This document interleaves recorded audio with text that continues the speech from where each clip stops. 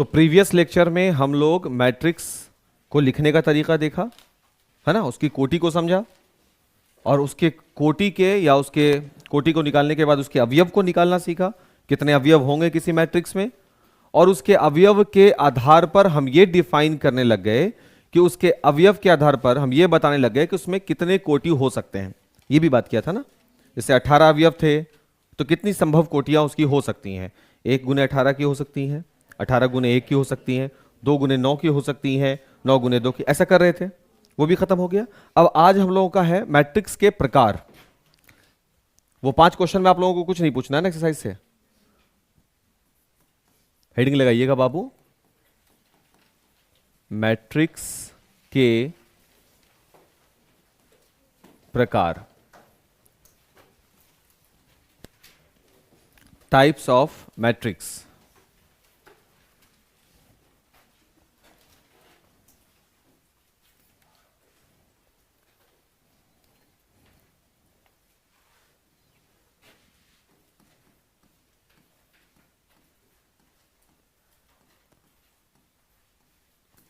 पहला है स्तंभ आव्यूह।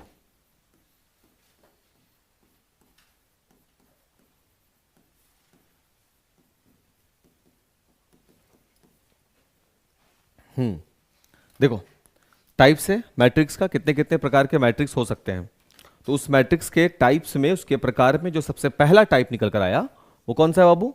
स्तंभ आव्यूह। अब देखो स्तंभ नाम है, बोले थे ना कल कि मैट्रिक्स को स्तंभ और पंक्ति के रूप में लिखते हैं। स्तंभ आव्यूह का मतलब होगा कि इसमें केवल स्तंभ होंगे, इसमें पंक्तियां नहीं बनी हुई होंगी। मतलब एक स्तंभ बनाओगे तो जाहिर सी बात है एक स्तंभ के रिगार्डिंग ही पंक्ति बनेगी, बट रो वाइज एलिमेंट को, अवयवों को नहीं भरा जाएगा। मतलब ऐसा अवयव ऐसा दिखेगा, 4 3 2 1। देखो एक अवयव हो गया, ये ऐसे मान लो ये ए है, ए एक मैट्रिक्स है। इस मैट्रिक्स में हम क्या देख रहे हैं? केवल एक कॉलम है, दिख रहा है ना, इसको हम नाम दे दिया है, क्या है? स्तंभाव्यूह कॉलम मैट्रिक्स। ऐसे मैट्रिक्स जिसमें केवल एक कॉलम हो, एक स्तंभ हो, उसको स्तंभाव्यूह बोलते हैं। लिखिएगा, पहला टाइप में लिखोगे स्तंभ आव्यूह, पहला पॉइंट में लिखिएगा स्तंभ आव्यूह, उसमें लिखोगे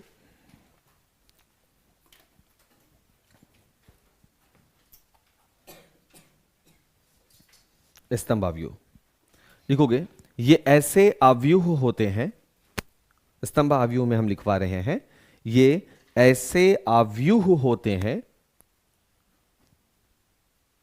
ये ऐसे आव्यूह होते हैं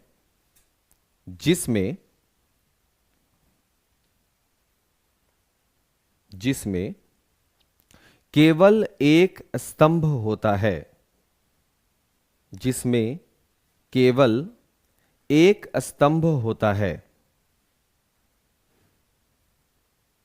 पूर्ण विराम, इनकी कोटि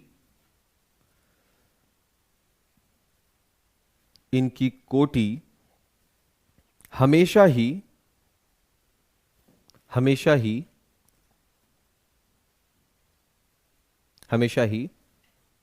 देखो m गुने 1 की रहती है, इनकी कोटि हमेशा ही m गुने 1 की रहती है। इसका मतलब समझ में आया ना? m का मतलब पंक्ति चेंज हो सकता है ना। देखो तुम यहां पे 1 2 3 4 5 6 ऐसा बन रहा है, अवयव नहीं भर रहे हैं, अवयव भरेंगे तो दूसरा स्तंभ बन जाएगा। अगला अवयव जैसे डालोगे यहां पर एक और स्तंभ तैयार हो जाएगा ना, इसलिए अवयव यहां नहीं डालना है आपको, कुछ नहीं करना, ऐसे जा सकते हैं, एक स्तंभ होंगे। इसलिए m जो है पहले पंक्ति होता है फिर स्तंभ होता है। स्तंभ कितने हो सकते हैं इसमें? मैक्सिमम 1। दैट इज वाई हम यहां पर 1 को, कांस्टेंट है ना 1, हम यहां पे फिक्स किया और इसको क्या रखा? वेरिएबल। पंक्तियां 1 2 3 4, तुम एग्जांपल लोगे 5 6 7 8 भी ले आ सकते हो, लेकिन स्तंभ के रूप में देखो तो एक ही है, इसलिए इसका कोटि क्या दिखाएगा? हमेशा m गुने 1। जैसे इसको हम क्या पढ़ेंगे सर? आप इसको पढ़िएगा 4 गुने 1। क्या ये 4 गुने 1 कोटि का अवयव है? हाँ है ना। क्या एक और हम अवयव ले लें यहां पर, b बराबर √3 - x y। ये जो है 3 पंक्ति और 1 स्तंभ का है। ये किस प्रकार का आव्यूह है? जवाब क्या देंगे? स्तंभ आव्यूह है। कैसे मालूम सर? किससे पहचान होगी? आई बात समझ में? ऑब्जेक्टिव्स में बहुत काम आता है बाबू, नोट करेंगे। और ऐसा जैसे आया ना कोई बात, ऐसा जो टीचर बोला देखो ये ऐसा है, इसको ऐसे बात को पकड़ा जाता, तुरंत उसको 2-4 कलर से ऐसे घेर दिया, एरो दे दिया, एस्ट्रिक लगा दिया, ताकि कल को जब हम कॉपी का पेज उल्टे सीधे मेरा आंख जो है ना उस पॉइंट पे जाके फंसे। पेज पलटते पलटते इतना पढ़ लेते हैं आगे जाके कि पिछला पेज आदमी पलटता भी नहीं है। हाँ, अभी मेरा बात आपको फेक लगेगा, बट टाइम के साथ ये चीज जेन्युइनली आप बिलीव कीजिएगा कि काश कि हम उस टाइम मान लेते, तो उससे बेहतर है बाबू अभी से मानते चलो।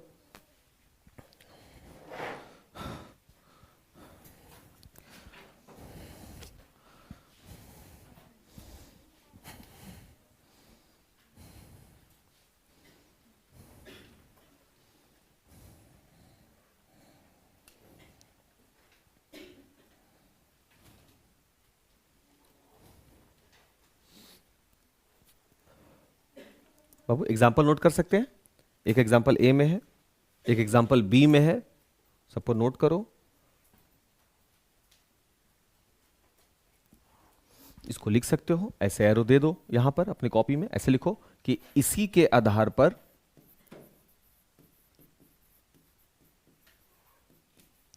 पर पता चल जाता है कि, हाँ अच्छा, कि यह आव्यूह एक स्तंभ आव्यूह है।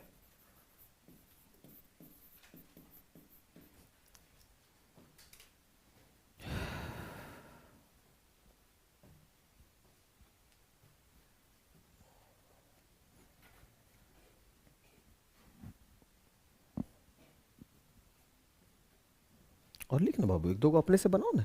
ए था, बी समझाते समझाते हम बताया, तुम अपने से सी डी एक आगो एग्जाम्पल अपने से भी आदमी बनाता है। ये फेयर कॉपी थोड़े ना कहीं पे जमा हो रहा है, ये फेयर कॉपी तुम्हारा है, तो अपने आप को समझाने के लिए कॉपी में जैसे चाहो वैसे कर सकते हो यार। तो 4 गो एग्जाम्पल भरो उसमें।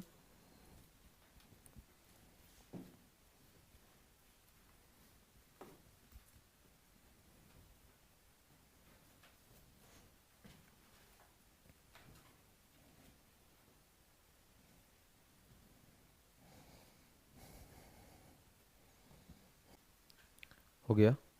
बढ़िया क्या? चलिए, पहला स्तंभ आव्यूह हो गया। दूसरा लगाएंगे, नाम है उसका पंक्ति आव्यूह, इंग्लिश में रो मैट्रिक्स।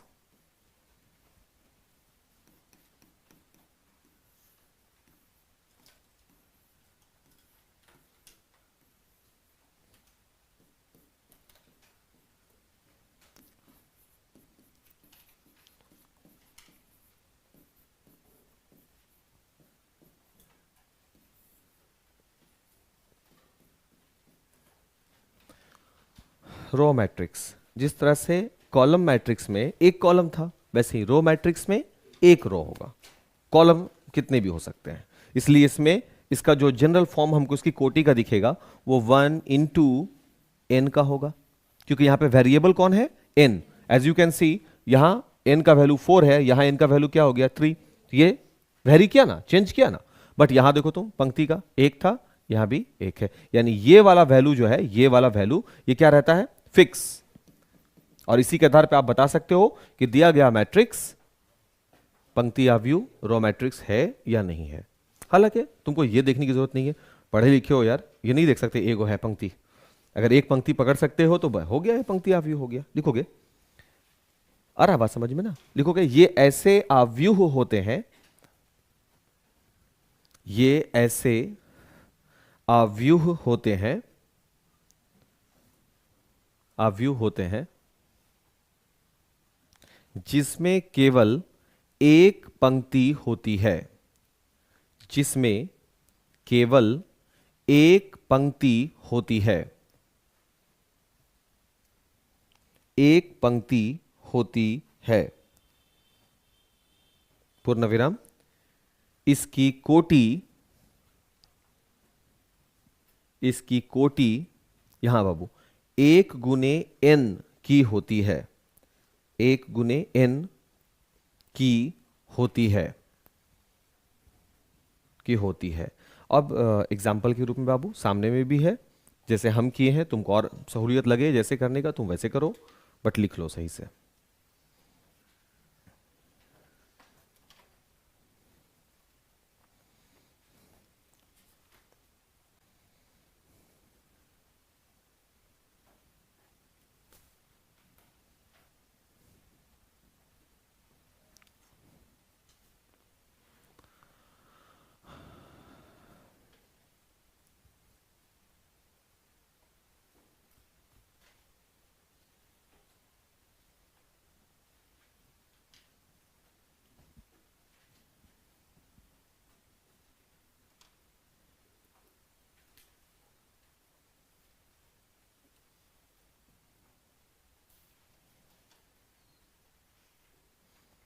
कुछ भी ट्रिग्नोमेट्री वैल्यू भी दे सकते हो, एक्स वाई जेड दे सकते हो, नंबर दे सकते हो, सब है मैट्रिक्स में, बस वैल्यू होना चाहिए बस।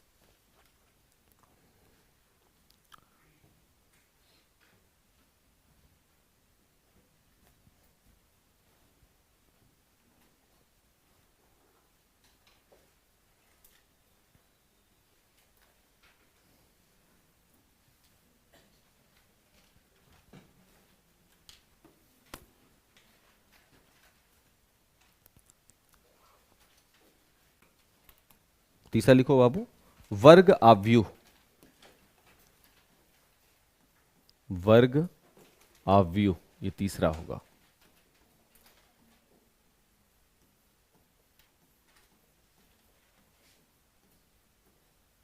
स्क्वायर मैट्रिक्स,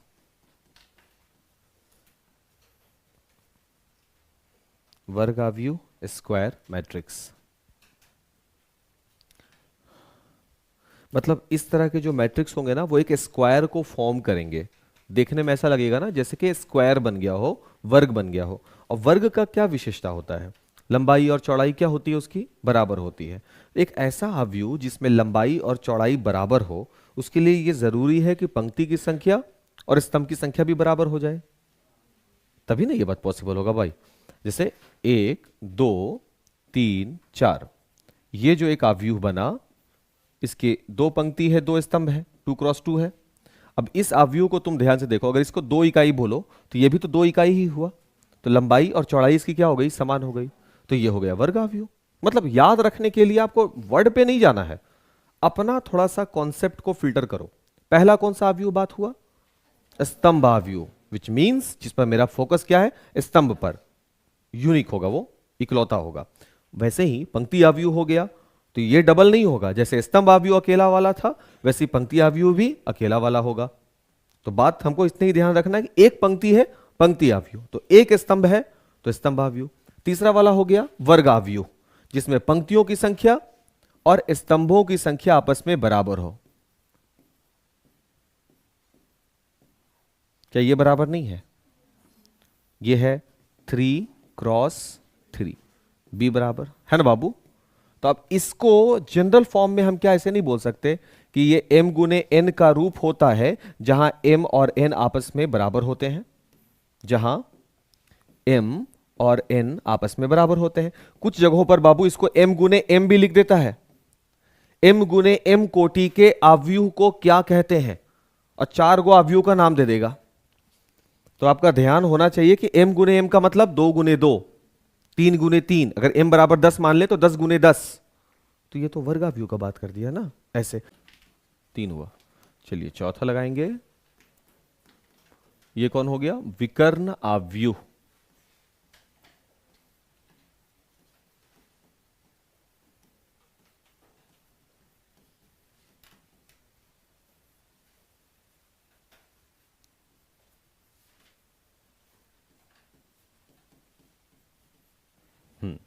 विकर्ण आव्यूह डायगोनल मैट्रिक्स।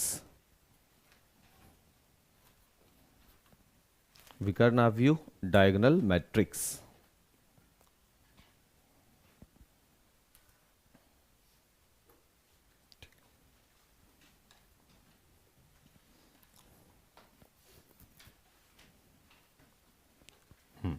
इसमें लिखोगे, पहले परिभाषा लिख लो फिर चर्चा करते हैं ना। लिखोगे वैसे वर्ग अवयवों को,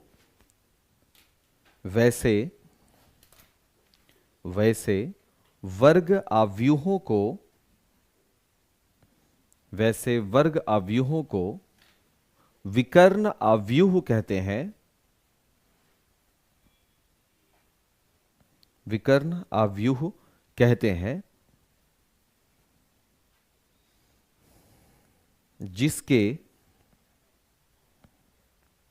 जिसके विकर्ण के अवयव के अतिरिक्त, जिसके विकर्ण के अवयव के अतिरिक्त अन्य सभी अवयव शून्य हो।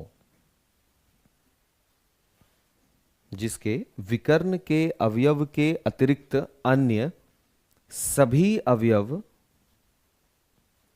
शून्य हो। पूर्ण विराम। तो विकर्ण अवयव होने के लिए यह जरूरी है कि वह अवयव क्या हो? वर्ग अवयव हो। तो यानी एक वर्ग अवयव,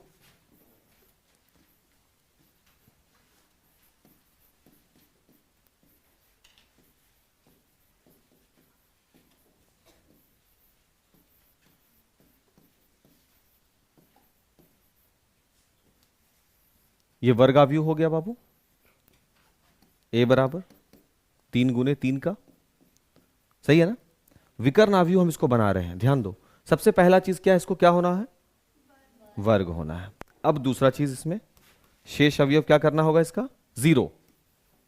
विकर्ण के अलावा, ओ सॉरी, क्या था यहां पे लिखा हुआ? कुछ भी हो, विकर्ण के अलावा अन्य सब क्या होगा? देखो अब ये हुआ ना विकर्ण, बस। देखा, ये तब मुमकिन है जब अवयव मेरा क्या हो? सबसे पहला रिक्वायरमेंट वर्ग अवयव हो। ये पहला रिक्वायरमेंट है बाबू। उस, ध्यान दो, विकर्ण अवयव के परिभाषा में लिखवाया गया है उस वर्ग अवयव को विकर्ण अवयव कहेंगे। आया बात समझ में? तो वर्ग अवयव को विकर्ण अवयव हम तब कहेंगे, जैसे स्तंभ अवयव को स्तंभ अवयव क्यों कर रहे थे? क्योंकि उसमें केवल स्तंभ था। पंक्ति अवयव को पंक्ति अवयव क्यों कर रहे थे? क्योंकि उसमें केवल पंक्ति था। तो विकर्ण अवयव को विकर्ण अवयव इसलिए कहेंगे क्योंकि इसमें केवल, बाकी सारे अवयव, जिसके विकर्णतः अवयव मौजूद होंगे, अन्य सब गायब होंगे। ठीक है, एग्जाम्पल के रूप में इसको नोट कर सकते हैं।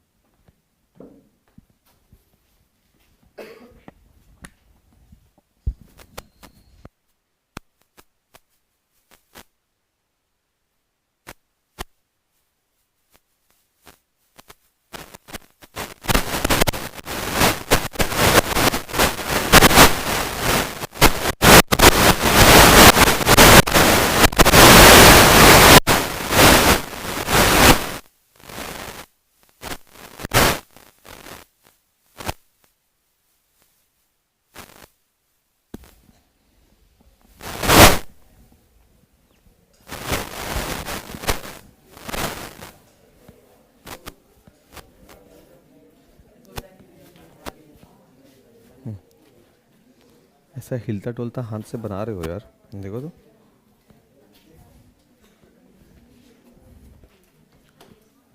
और एग्जांपल चाहिए क्या? या एकागो बना लीजिए अपने से भी।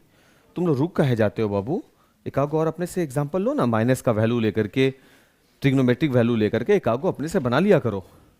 देखो ये भी एक विकर्ण अवयव होगा, देखो यहां, क्योंकि ये किस कोटि का है? एक पंक्ति एक स्तंभ है ना ये।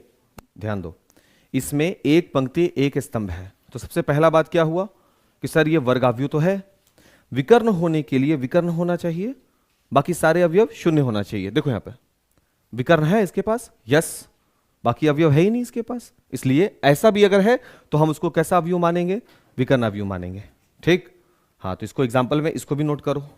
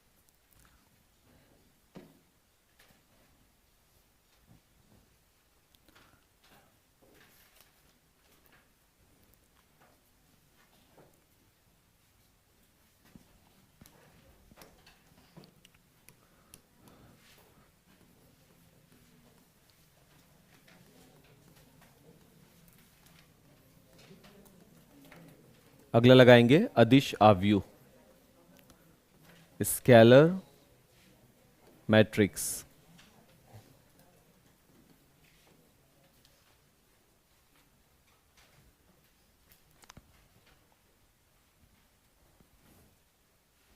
बोलो क्या हुआ? पहले पीछे क्या? नहीं होगा क्या? क्वेश्चन परिभाषा तुम देखो, विकर्ण के अतिरिक्त अन्य सभी अवयव शून्य हो। तो विकर्ण के अतिरिक्त ना जितना भी है सबका सब शून्य होगा।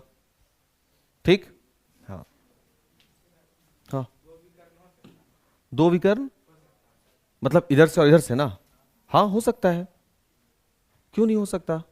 ठीक है, विकर्ण के अतिरिक्त, विकर्ण का मतलब हो गया कि आप दो तरफ से विकर्ण नहीं डालना है, एक तरफ से डालो विकर्ण, क्योंकि हम लोग एग्जाम्पल जो देखते हैं इसका एक तरफ से देखते हैं। अब सवाल यह है कि सर दो विकर्ण हो सकता है, जब हम दो विकर्ण इसका तैयार करें तो उसके बाद हम लोग देख लेंगे इसको बना करके कि इसका रिजल्ट देता है। कई बार शून्य रिजल्ट। देख बाबू यहां देखो क्या कहा गया, विकर्ण के अतिरिक्त अन्य सभी अवयव शून्य हो। तो हम दो विकर्ण की बात नहीं करेंगे, हम पहले एक बार में एक ही विकर्ण को पकड़ेंगे ना। तो सपोज कि हम अगर इधर से विकर्ण को देखते हैं, 1 2 3 0 0 0 0 0 आ गया ना। देखो तो अभी हम किस तरफ से विकर्ण को देख रहे हैं? इधर से। तो शेष अवयव हमको क्या दिखने चाहिए? 0। आया बात समझ में? और जब हम फिर से दूसरे विकर्ण को देखें, सपोज 1 2 3 0 0 0 0 0 एंड 0, तो फिर बोलेंगे देखो विकर्ण के अतिरिक्त अन्य सभी अवयव क्या होने चाहिए? शून्य। अब दो तरफ से विकर्ण देखने की बात नहीं हो रही यहां पे, विकर्ण एक बार में आप एक देख रहे हैं, तो एक विकर्ण देख रहे हैं तो अन्य अवयव आपको क्या दिखने चाहिए? 0। जिसका मतलब यह रहा कि दो विकर्ण एक साथ नहीं हो सकते, क्योंकि एक बार में आप एक विकर्ण देखेंगे तो दूसरा वाला तो शून्य आपको दिखना चाहिए ना। फिर अगर एक बार में दो अवयव, दोनों मैंने दोनों विकर्ण नहीं देखने, एक बार में एक विकर्ण देखना है। अभी हम लोग सब बात का खंडन कर दिया कि दो विकर्ण एक साथ नहीं हो सकते, एक बार में एक तरफ से विकर्ण चलिएगा तो एक विकर्ण को देखेंगे, एक विकर्ण को देखा, अन्य अवयव क्या हो गए? 0। इधर वाले को देखा तो अन्य अवयव क्या हो गए? 0। हो गया, बात खत्म। अभी ठीक है, अब आगे बढ़ सकते हैं। ठीक है, इसके बाद कौन सा है? अदिश ना, अदिश बोले थे ना, अदिश अवयव, अदिश अवयव। कौन सा नंबर हो गया ये? 5 हो गया। ठीक, अदिश को इंग्लिश में क्या बोलते हैं बाबू? स्केलर। अवयव को मैट्रिक्स कहते हैं। ठीक है, हाँ, उसी में विकर्ण अवयव में ही होता है, जैसे √3 0 0 0 √3 0 0 0 √3। देखो सपोज ये सी है, सी बराबर हम क्या देख रहे हैं? क्या ये विकर्ण अवयव है? क्या ये विकर्ण अवयव है? हाँ है। कैसे मालूम कि ये विकर्ण अवयव है? क्योंकि इसके विकर्ण के अतिरिक्त अन्य अवयव शून्य है। ठीक है, तो सबसे पहला बात कि सर ये विकर्ण अवयव होगा। अब इस विकर्ण अवयव में क्या खासियत आपको दिख रहा है? सारे के सारे अवयव विकर्ण वाले समान हैं। हो गया बात खत्म। सर वैसे विकर्ण आव्यूह को अदिश आव्यूह कहेंगे जिसके सभी अवयव समान हो। ठीक है, विकर्ण आव्यूह किसे कहते हैं? सर वैसे वर्ग आव्यूह को विकर्ण आव्यूह कहेंगे जिसके विकर्ण के अतिरिक्त अन्य अवयव शून्य हो। वहां बात अन्य अवयव के शून्य होने की थी, तब बन रहा था वो क्या? विकर्ण आव्यूह। यहां बोल रहा है उस विकर्ण आव्यूह को, यानी विकर्ण का पूरा लॉजिक इस पे लागू होगा, साथ ही विकर्ण के सभी अवयव इक्वल होने चाहिए। आया बात समझ में? खत्म। ठीक, लिखिएगा। वैसे विकर्ण आव्यूह को, वैसे विकर्ण आव्यूह को, वैसे विकर्ण आव्यूह को अदिश आव्यूह कहते हैं। अदिश आव्यूह कहते हैं, अदिश आव्यूह कहते हैं जिसके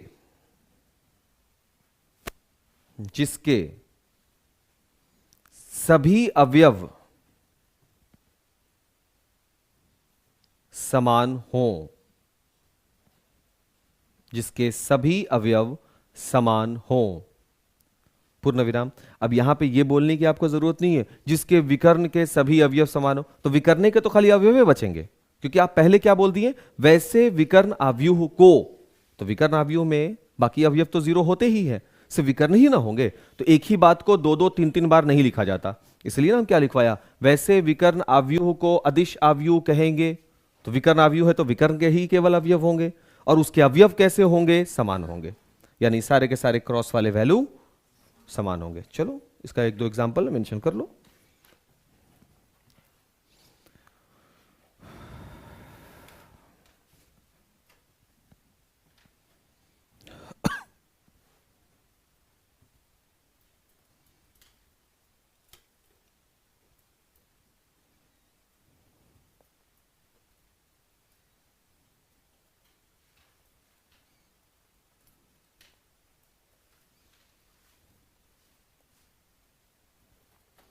एक आख एग्जाम्पल अपने से भी बना लिया करो, ठीक है ना?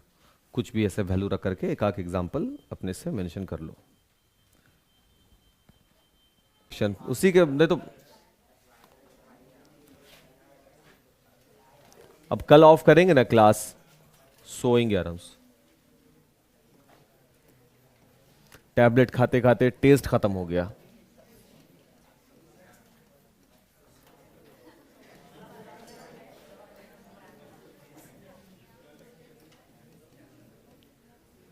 बाबू तत्समक आइडेंटिटी मैट्रिक्स,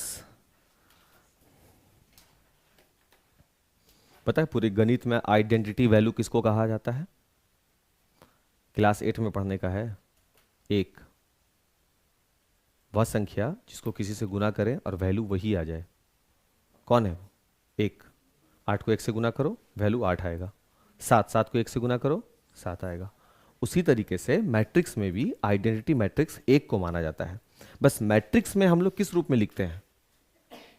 वैल्यू को स्क्वायर ब्रैकेट के अंदर लिखते हैं, वो सब रूप उसको दे देना है। बस वर्ग आव्यूह के फॉर्म में होता है। मतलब देखो 1 लिख रहे हैं ना, तो अगर हमको 2 क्रॉस 2 का लिखना है तो देखो सर एक वैल्यू है मेरे पास 2, 1, 3, 4, ये एक मैट्रिक्स है।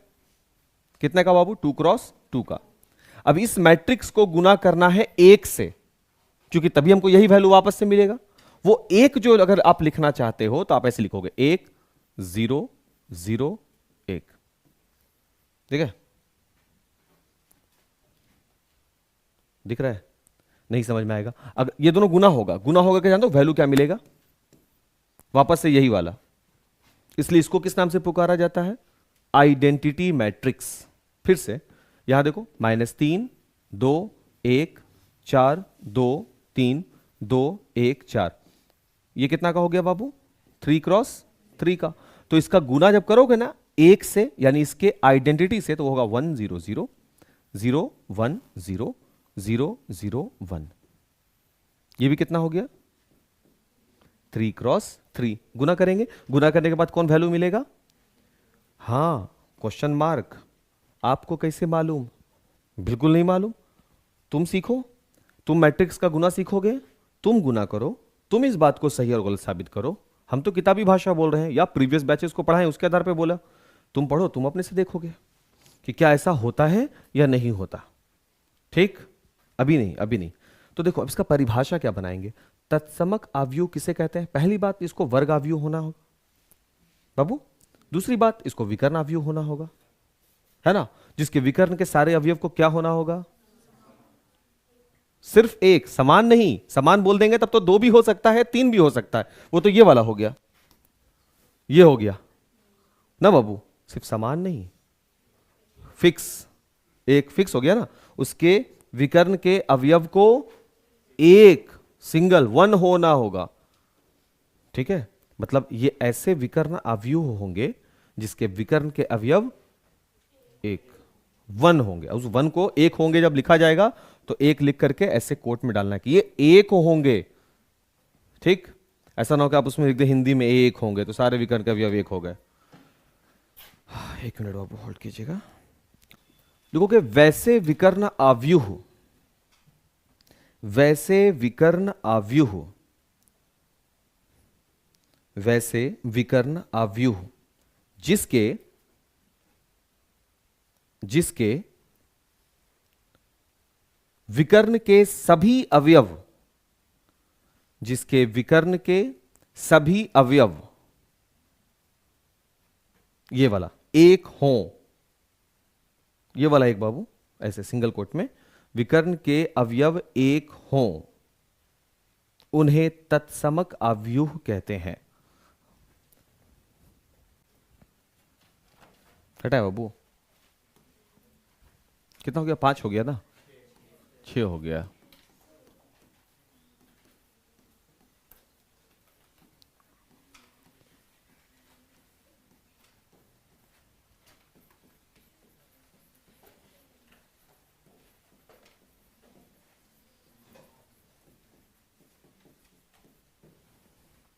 जीरो या नल मैट्रिक्स,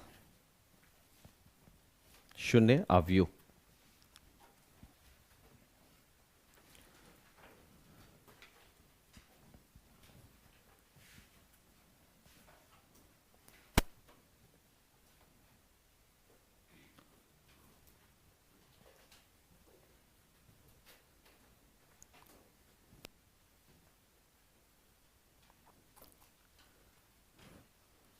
नाम से ही जाहिर है, शून्य है तो सारे अवयव शून्य होंगे। लिखोगे ऐसे आव्यूह, ऐसे आव्यूह जिसके सभी अवयव शून्य हो, ऐसे आव्यूह जिसके सभी अवयव शून्य हो, उसे शून्य आव्यूह कहा जाता है।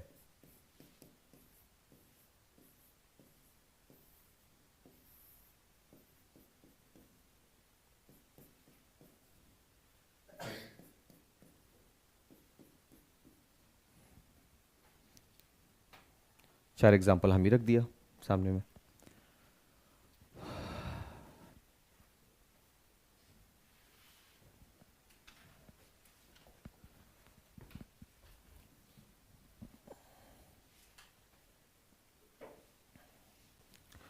प्रश्न लिखोगे, प्रश्न या ऊपर में हेडिंग लगा सकते हो, दो आव्यूहों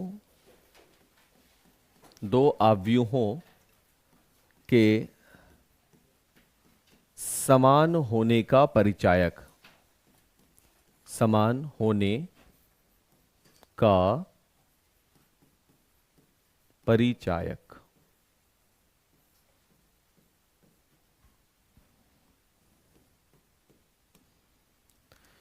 मीन्स ये कैसे कह सकते हैं कि दो आव्यूह आपस में बराबर हो।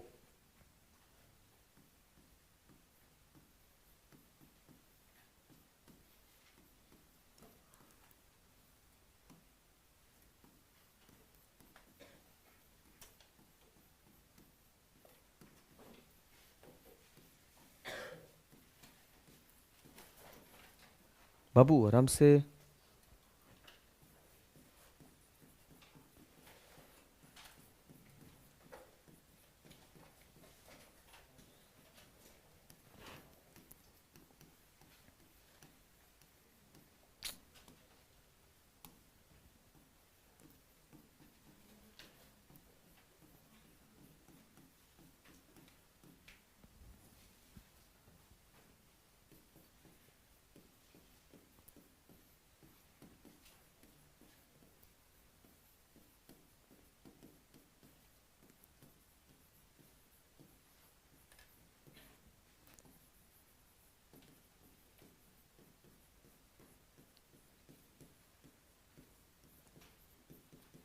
देखो, आप कब दो आव्यूह को समान कहेंगे?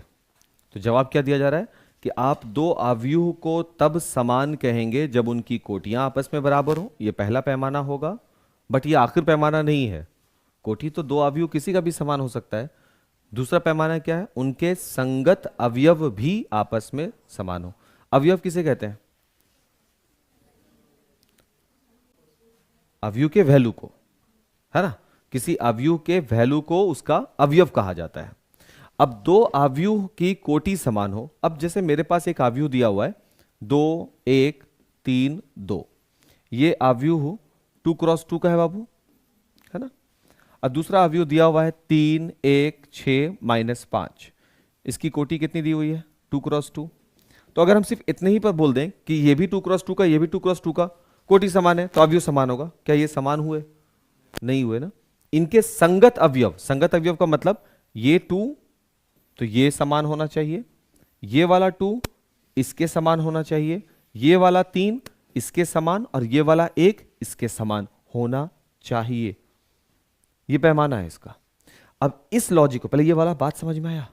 कोटि बराबर होना चाहिए, अवयव बराबर होना चाहिए, संगत अवयव बराबर होना चाहिए। इस लॉजिक से हम लोग अवयव बनाते हैं, निकालते हैं वैल्यू। जैसे हम आपको एक अवयव दिया x 2 1 3, 2 क्रॉस 2 का है ना, बराबर हम यहां लिख दिया 6y 2 1, बराबर निशान लगा दिया ना। बराबर का निशान का मतलब दोनों अवयव आपस में क्या है?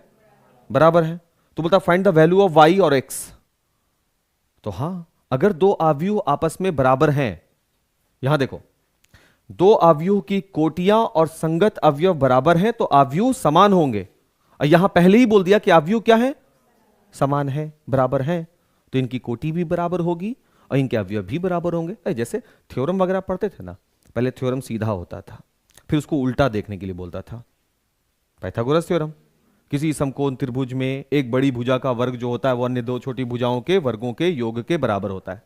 उल्टा, अगर किसी त्रिभुज में एक बड़ी भुजा का वर्ग अन्य दो छोटी भुजाओं के वर्गों के योग के बराबर हो तो बड़ी भुजा के सामने वाला कोण 90 डिग्री होता है। था ना उल्टा? यहां भी है। पहला पैमाना क्या है? कोटि समान होनी चाहिए। दूसरा पैमाना क्या है? अवयव समान होने चाहिए। तब हम बोलेंगे कि अवयव समान है। यहां क्वेश्चन हमको क्या दिया? इक्वल, यानी अवयव समान है। तो अगर अवयव समान है तो उनकी कोटि भी समान होगी। तो तुम देख लो 2 क्रॉस 2 2 क्रॉस 2, और उनके संगत अवयव भी समान होंगे। तो x के जगह पर कौन होगा? 6, और यहां पर y के जगह पर कौन बैठा हुआ होगा? 2।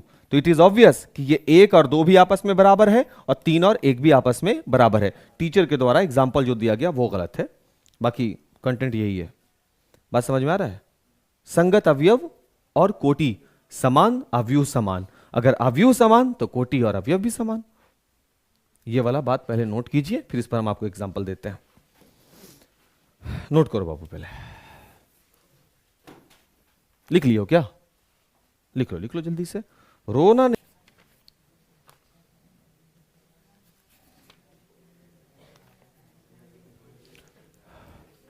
जैसे हम आप लोगों को इस बात को समझाने के लिए उदाहरण संख्या 4 किताब से ले रहे हैं, ठीक है? इसलिए आपको सिर्फ यहां क्वेश्चन लिखना है। लिखो, यदि x + 3 z + 4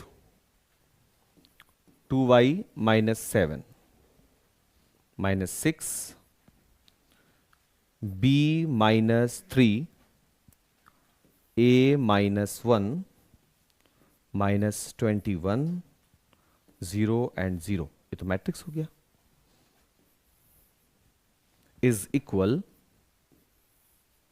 0 6 3y - 2 -6 -3 2c + 2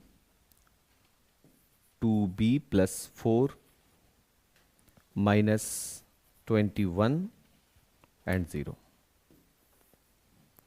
तो a b c x y z ज्ञात करें।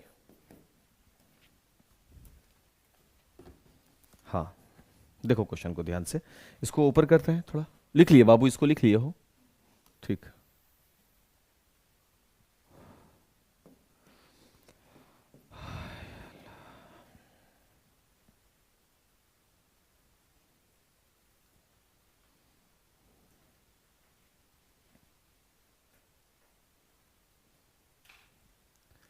सब चीज याद करना है ना बाबू, एक्स है, जेड है, वाई है, ए है, बी है, इधर बैठा हुआ सी है, सबको निकालना है ना। देखो सबसे जरूरी चीज क्या किया ना, वो यहां पर दिख रहा है, इक्वल दे दिया। इक्वल का मतलब हो गया कौन सा अवयव, समान। समान अवयव की कोटियां बराबर होती हैं और उसके अवयव भी बराबर होते हैं। बात हुई है ना अभी। इस वजह से अब अगर हम देखें तो ये वाला वैल्यू किसके बराबर हो जाएगा, इसके।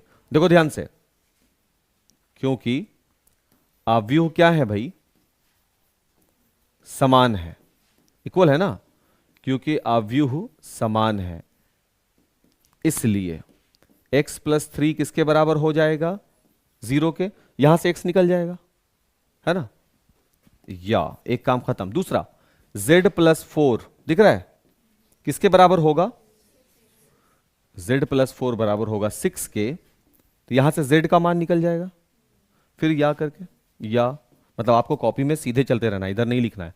और कौन है बाबू, 2y माइनस 7, या 2y माइनस 7 किसके बराबर हो जाएगा बाबू। तो मत बनाओ इसको ऐसे, क्योंकि ऐसे में तो बहुत हेवी चला जाएगा, बन जाएगा तुम लोग से। अच्छा ठीक, नेक्स्ट कौन है, ए है ना बाबू, ये बड़ा खतरनाक लिखे है। a माइनस 1 किसके बराबर हो जाएगा, माइनस 3 के बराबर होगा, बन जाएगा।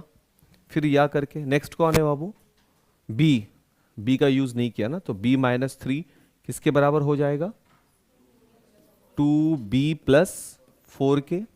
और या और कोई बचा, 2c प्लस 2, 2c प्लस 2 किसके बराबर होगा, 0 के। देख बाबू, दिखा तुम लोगों को, अब इसकी वैल्यू निकालो बैठ करके, बनाओ। नहीं वैल्यू तो निकल जाएगा, ये वाला चीज समझ में आया पहले, संगत अवयव के सामने सामने वाले वैल्यू को लिख दिया गया, बस तुलना कर देना है तुलनात्मक रूप से।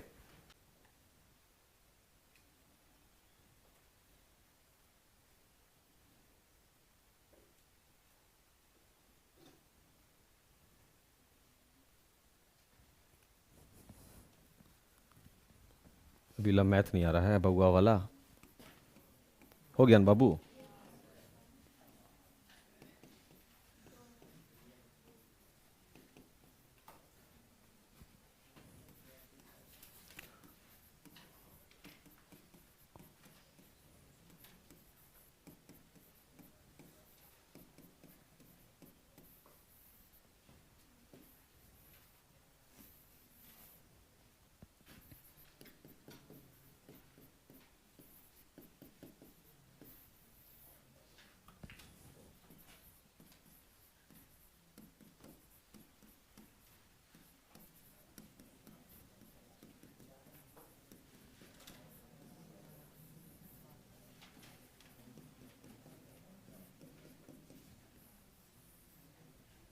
देख लो रिजल्ट,